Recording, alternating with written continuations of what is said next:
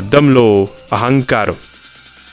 ప్రతి అద్దం ముఖాన్ని మాత్రమే చూపదు, కొన్నిటి వెనుక మన ఆత్మ కూడా కనిపిస్తుంది. ఇది అలాంటి ఓ అద్దం కథ, ఓ రాజును మానవుడిగా మార్చిన కథ. ఎలారియా అనే మహాసామ్రాజ్యంలో గోల్డెన్ కోటపై ఒక మహారాజు నిలబడి ఉన్నాడు.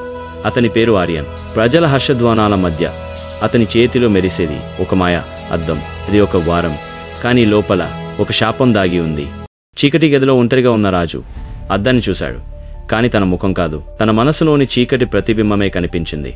గర్వం, స్వార్థం, భయం అన్నీ అద్దంలోనే వెలుగు చూశాయి. ఒకరోజు ఓ చిన్నారి బాలిక లియోరా రొట్టె దొంగిలించినందుకు రాజుగారి ముందు తీసుకొచ్చారు. ఆమె కళ్ళలో ఆకలి ఉంది.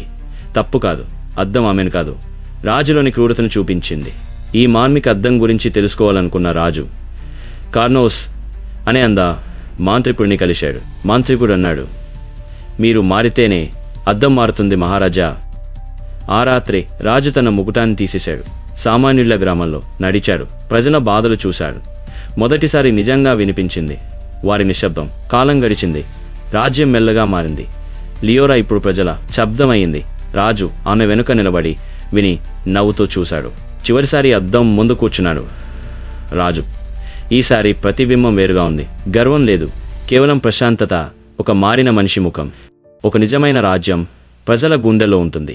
ఇలాంటివే నిజమైన కథలు కావాలంటే మా ప్రిన్స్ మోహిత్ రాజా ఛానల్కి మీ రాజకీయమైన సబ్స్క్రిప్షన్ ఇవ్వండి.